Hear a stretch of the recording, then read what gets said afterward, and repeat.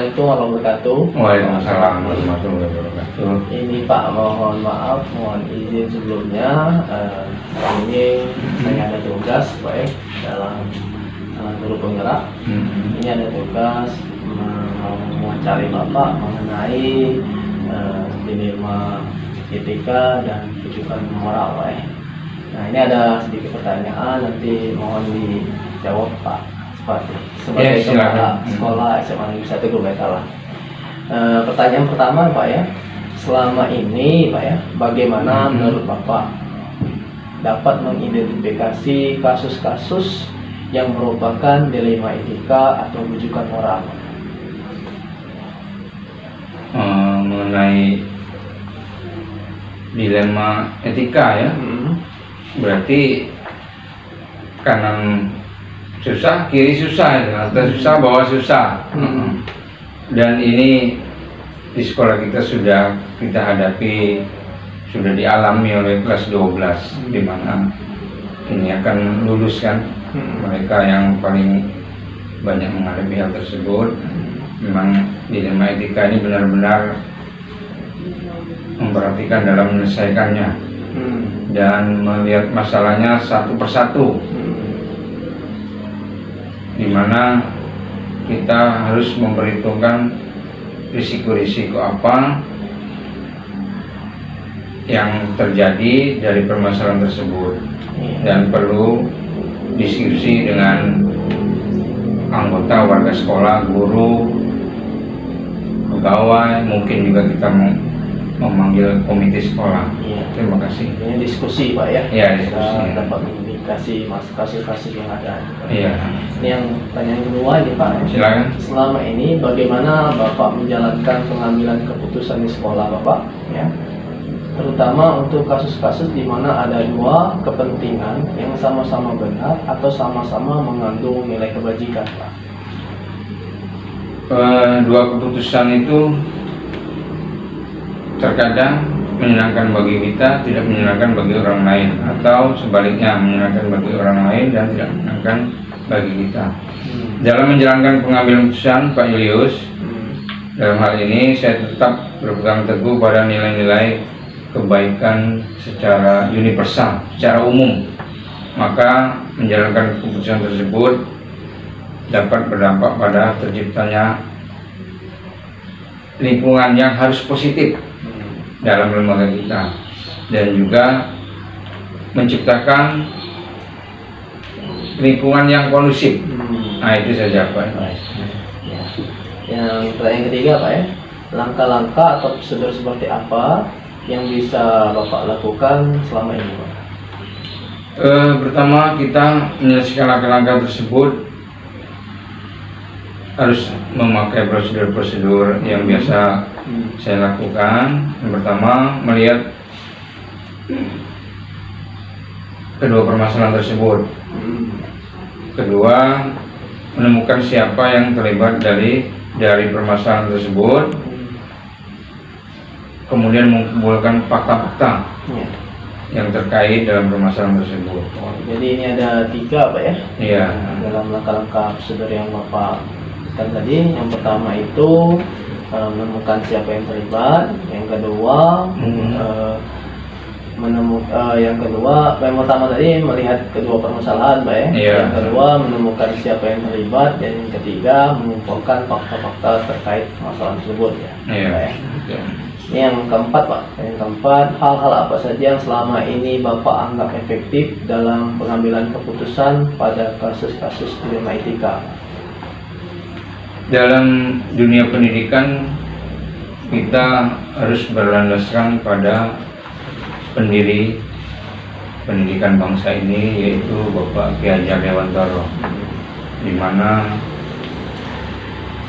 beliau mengatakan ing ngarsa sumtulodo ing madya mangun karso tuturi handayani.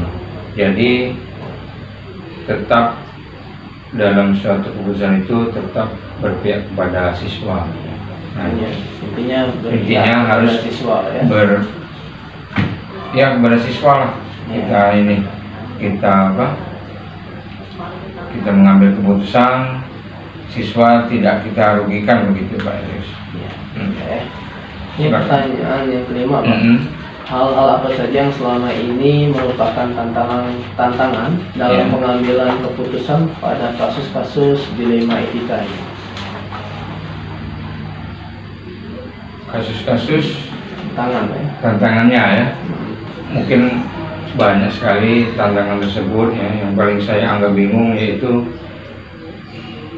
kita harus memperhatikan aspek individu dengan masyarakat. Dalam hal ini pengambilan keputusan ini baik menurut saya, tapi belum tentu baik menurut masyarakat. Baik menurut masyarakat belum tentu baik untuk sekolah. Jadi keduanya harus bersikap adil. Nah, dan dari kita dan masyarakat itu harus diterima secara ikhlas. Dan kebenaran dan kesetiaan mengambil keputusan itu memang benar dan konsisten. Nah, setelah keputusan yang diambil seperti itu Pak Ilyas. Nah, benar dan konsisten Pak ya. Keputusan itu. Ini yang keenam Pak ya.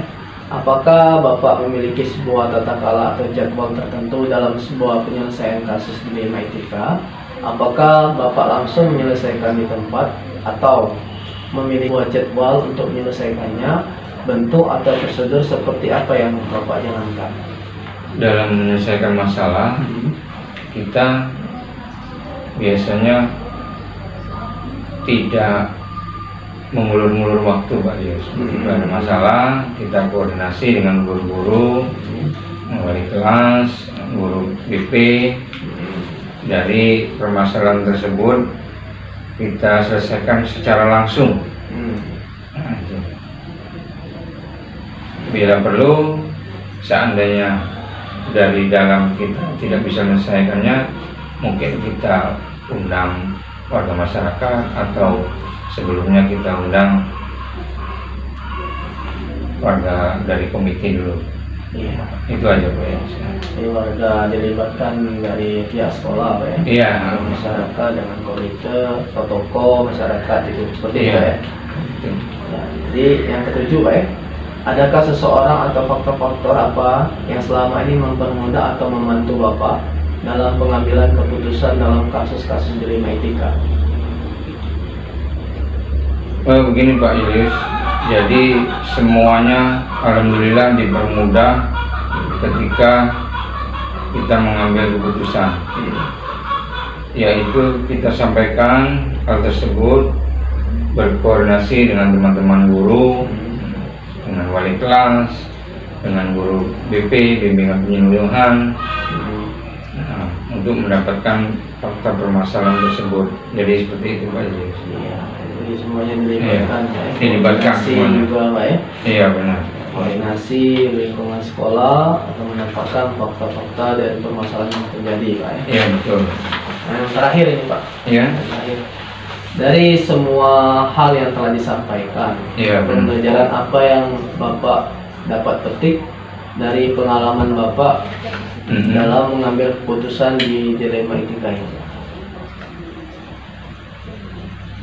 Nah, dalam pengambilan keputusan ini yang menjadi pembelajaran pada diri kita sendiri, yaitu kita harus tidak serta-merta mempertimbangkan apa saja yang membuat kita tidak menyesal dalam mengambil keputusan tersebut. Artinya keputusan itu harus tepat. Nah itu Pak ya. Tepat Pak ya. Nah, keputusan itu harus tepat. Nah, jadi juga dalam menghadapi keputusan dilema etika ini Pak ya. Iya betul. Mungkin itu saja Pak Supardi. Iya. Saya mengucapkan terima kasih banyak atas wawancara kegiatan pada hari ini. Dan saya izin dulu Pak mau mengajar di kelas selanjutnya. Iya, terima kasih sama-sama. Ya, terima kasih Pak. Ya.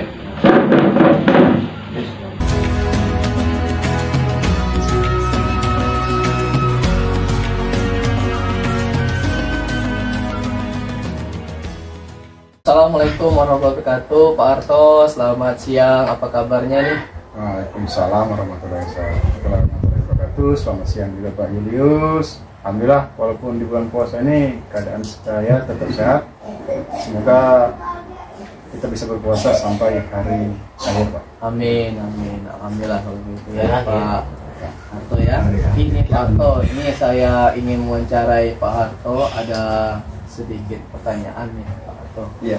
Mengenai dilema etika dan rujukan moral. Ini maaf sedikit ya Pak Harto, maaf mengganggu waktunya pada hari ini ya.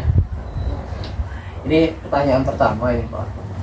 Selama ini bagaimana Bapak Harto sebagai kepala sekolah dapat mengidentifikasi kasus-kasus yang merupakan dilema etika atau rujukan moral Pak?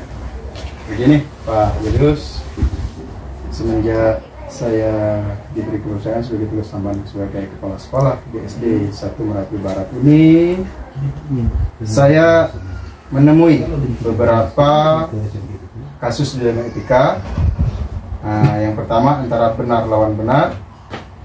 Ini merupakan situasi yang terjadi ketika harus memilih atau membuat sebuah keputusan antara di mana kedua pilihan ini benar secara moral tapi bertentangan dengan satu sama lain. Mungkin seperti ini contohnya Pak, moralnya baik tapi bertentangan dengan peraturan-peraturan di sekolah.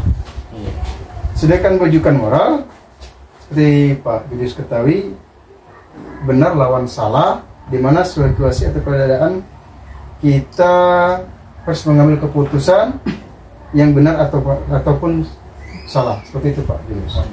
Jadi dalam kasus ini dilema etika benar lawan benar ya. Ya. Atau ya. Kemudian benar lawan salah gitu ya. Nah, pertanyaan kedua nih Pak Harto.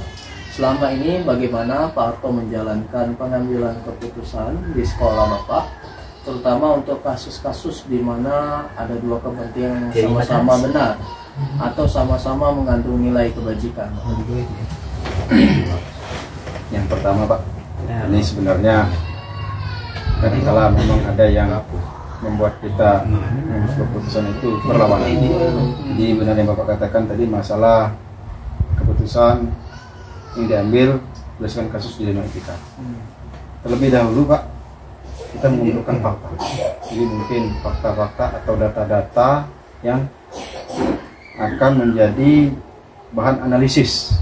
Bahan analisis kita benar atau salahnya, lalu membuat sebuah solusi alternatif dalam keputusan, dan hasil dari keputusan tersebut harus kita lakukan refleksi atau evaluasi, apakah menuju ke arah yang lebih baik atau ke arah keputusan tersebut salah. Seperti itu Pak Julius. Ini pertanyaan ketiga Pak, langkah-langkah atau prosedur seperti apa yang biasa Bapak lakukan selama ini?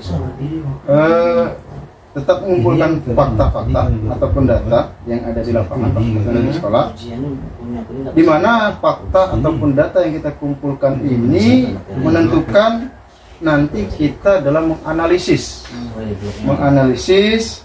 benar atau salahnya dalam membuat solusi alternatif,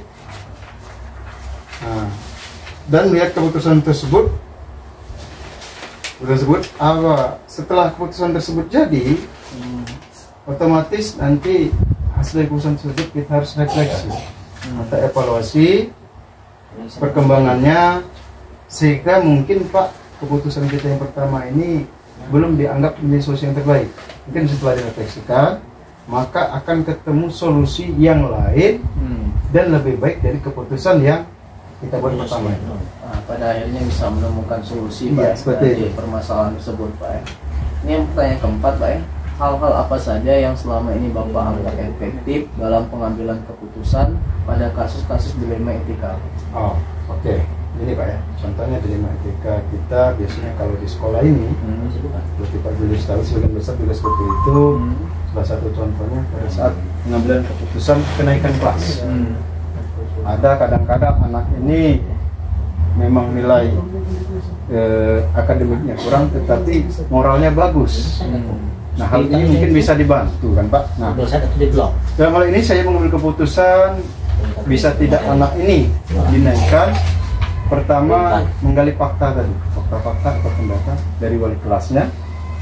ataupun dari guru-guru mata pelajaran yang lain yang mengampu di kelas anak tersebut, sehingga bisa dengan keputusan apakah anak ini bisa dinaikkan ataupun tidak, atau ada solusi alternatif yang lain untuk mengatasi mungkin kendalanya kekurangan di bidang akademik. Seperti itu, Pak Yus. Jadi agak sulit sekali Pak ya. Iya. Mengambil keputusan ini Pak ya.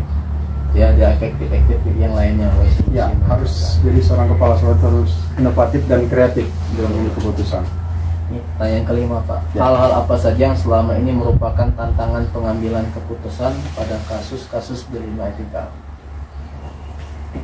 Tantangan dalam pengambilan keputusan pada kasus-kasus dilema etika ini banyak Pak, tapi suatu permasalahan etika adalah apabila suatu permasalahan tersebut mempunyai nilai yang sama pentingnya. Jadi biasanya ada skala yang harus kita prioritaskan. Ada hal-hal yang harus kita dahulukan karena adanya peraturan-peraturan yang harus dipenuhi, dan tak kalah pentingnya adanya nilai rasa yang harus diutamakan. Seperti contohnya tadi Pak, kita dalam hal mengenalkan anak. Mungkin anak ini nilai akademiknya kurang, tapi moralnya bagus, attitude-nya bagus. Berarti kan itu ada dalam artian nilai rasanya. Mungkin kalau masalah akademik kan kita bisa mengasah, mengolah, mungkin dari guru-guru nanti yang menaikkan si A ini diberi jam tambahan, kita libatkan orang tuanya. Kalau menurut saya itu salah satu nilai rasa atau solusi alternatif Pak. Iya. Julius. Itu Pak ya. Iya. Solusi alternatifnya Pak ya. Dari dilema dari cerita Pak Anto ya. Ya. Ini pertanyaan ke-6 Pak. Apakah Bapak memiliki tata cara atau jadwal tertentu dalam sebuah penyelesaian kasus dilema etika? Apakah Bapak langsung menyelesaikan di tempat atau memiliki sebuah jadwal untuk menyelesaikannya, bentuk atau prosedurnya seperti apa yang Bapak jalankan? Seperti ini Pak Julius. Kalau di SD 1 Merapi Barat, tempat saya bertugas sekarang ini, kadangkala dilema etika ini tidak berjadwal, tapi terjadi secara tiba-tiba. Contohnya kita sering melihat kasus pembulian di sekolah. Anak-anak saling bully, anak-anak yang mungkin berkelahi, itu kan otomatis tidak terjadwal. Nah, solusi dalam permasalahan ini tersebut, saya sebagai kepala sekolah di sini dituntut inovatif dan kreatif untuk mencari solusi, memecahkan masalah tersebut secara bijak, tapi bukan keputusan sendiri Pak. Biasanya kalau di sini kami bermusyawarah. Bermusyawarah di sini mungkin melibatkan guru senior, guru-guru anak di tempat dia terjadi permasalahan atau pembulian tadi, atau juga apabila hal ini tidak dapat diselesaikan oleh pihak sekolah, berat mungkin Pak ya, dalam standarisasinya melibatkan komite sekolah dan stakeholder yang terkait di sekitar lingkungan SD 1 Merapi Barat. Jadi perlunya dilibatkan warga lingkungan sekolah Pak ya, dengan guru senior gitu Pak ya, dengan komite atau wali murid juga Pak ya, seperti itu. Orang terdekat berkompeten lah di bidang pendidikan. Ini tanya ke-7 Pak, adakah seseorang atau faktor-faktor apa yang selama ini mempermudah atau membantu Bapak dalam pengambilan keputusan dalam kasus-kasus dilema etika? Dalam hal ini tentu saja Pak, kita sebagai pimpinan jangan di kantor ya, bukan berarti keputusan kita sendiri itu baik. Jadi dalam hal pengambilan keputusan ini yang berhubungan dilema etika, seperti yang sudah saya sampaikan, saya melibatkan guru-guru atau rekan-rekan sejawat yang dianggap kompeten, seperti contohnya guru-guru senior. Nah, biasanya pendapat dari guru-guru senior ini, mereka ini lebih bijak dalam mengambil keputusan. Bahkan mereka bisa memberikan solusi-solusi alternatif yang selama ini terus terang Pak, tidak saya terpikirkan. Mungkin mereka ini berkaca dari pengalaman, usia yang sudah senior kan. Kalau kita melibatkan guru-guru senior atau rekan-rekan sejawat yang kita anggap mampu, insya Allah Pak, setiap keputusan kita ambil ini mereka kalau seandainya keputusan kita ini salah, mereka siap membantu juga Pak, mencarikan solusi-solusi yang lain. Banyak kerjasama gitu Ya. Pak ya, koordinasi gitu Pak ya. Ini pertanyaan terakhir nih Pak. Ya. Dari semua hal yang telah disampaikan, pembelajaran apa yang Bapak petik dari pengalaman Bapak mengambil keputusan di dilema etika ini? Kembali lagi Pak, jadi sebagai seorang pimpinan, pertama kita harus bijak dalam mengatasi berbagai permasalahan.